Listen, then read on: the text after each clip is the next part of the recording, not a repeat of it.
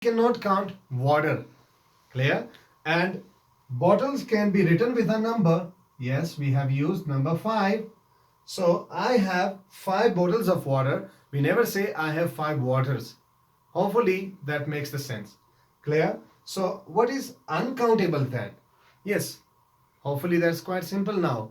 The nouns that do not have plural and the nouns that we cannot write with a number are called uncountable nouns.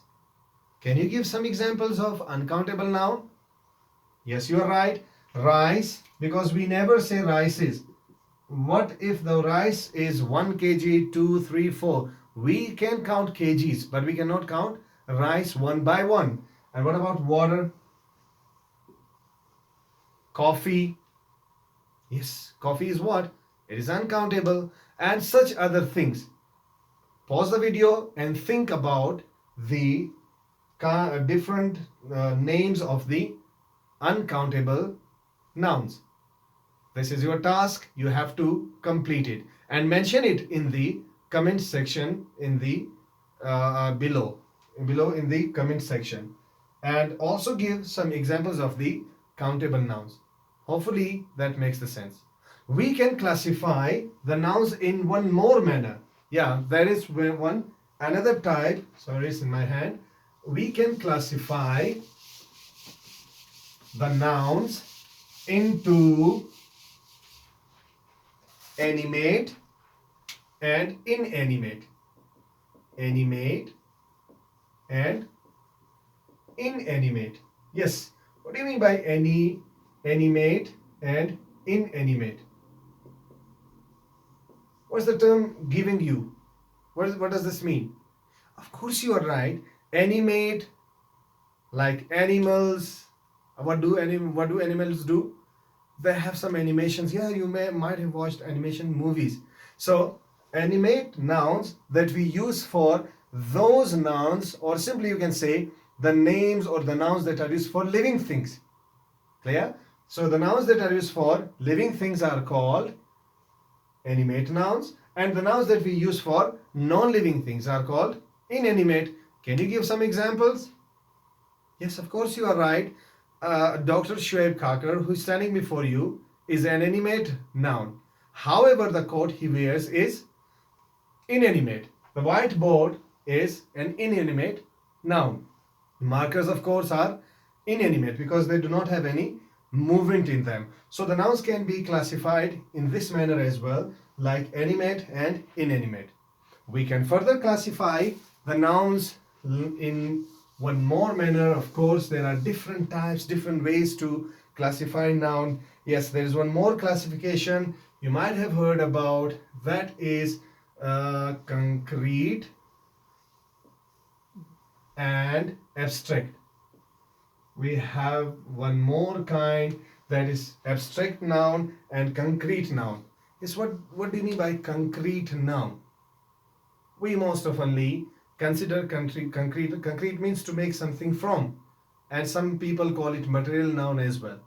Okay, but for the sake of definition, we would simply say that concrete nouns are the nouns that we can touch, that we can see, that we can feel. So the names of those things that we can see, touch, feel are called concrete noun. Simply we say touchable. Simply we say touchable. Clear? Now everything that you can see, feel, touch, these all would be termed as a concrete noun. Obviously I'm touching the whiteboard, so it is a concrete noun. What about abstract noun? This is a bit technical. Some people call it those nouns that we cannot touch, those nouns that we only can feel. Actually, the talk is not like that. Clear? The talk is a bit different. And how is it different? Actually, as the term indicates, abstract. Abstract means taken something from something. Clear? Abstract means that we have taken it from something. So what is abstract noun then? It is the noun that we take from, if you want to write the definition, you can write in this manner, that the nouns that we can abstract or we can take from another noun verb, adjective. So, what is abstract noun? Abstract nouns are the nouns that we can take from another nouns, verbs, and adjectives. You might be getting perplexed. Don't worry, I'm here to solve that problem. Abstract noun, we say most oftenly, the term that is used for abstract noun is the nouns that we cannot touch. Most oftenly, whenever you ask someone what is abstract noun, they would say, these are those nouns that we cannot touch. Clear? But don't recall this definition. And the definition is abstract means which has been taken. So the name of these are those nouns that we take from a noun, verb, or adjective. You might be, voracious about the examples. Obviously, I would write here. You might have seen child. What is child? Definitely, it is a noun. And you could have heard about childhood. Yes. Now, childhood is what? It is an abstract noun taken from another noun, which is child. Yeah, this is abstract noun which is taken from another noun. And what about verb? Do you know grow? Yeah, grow is a verb. Trust me, it is. And what is growth? It is the noun. Grow is a verb and growth is noun, which has been taken from verb grow. And what about adjective? Yes, you are right. Kind, kindness. Now kindness is taken from kind, which is adjective. So remember, what is abstract noun? The noun that has been taken from another noun, verb, or adjective. Therefore, it is termed as an abstract noun. And what is material noun? Obviously, as the term indicates, material. What does this mean? The names of the material through which we make something else. Clear? Okay, you might have heard about common noun. Yeah, what is common noun? Can anyone exemplify what is common noun? I guess you are getting common noun. You already have discussed common noun. How can you forget? Okay, so let's move forward because I was thinking that we have missed this. Okay, collective noun. What is collective noun? Yes, you're right. The name that is given to the collection of the people or the collection of the things.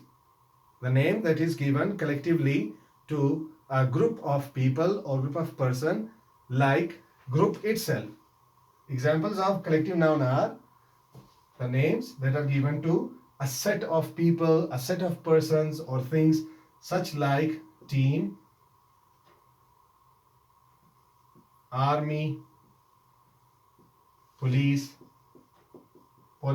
Clear? So there are different collective nouns in means which are the terms or the nouns that are used collectively for some persons, things, etc.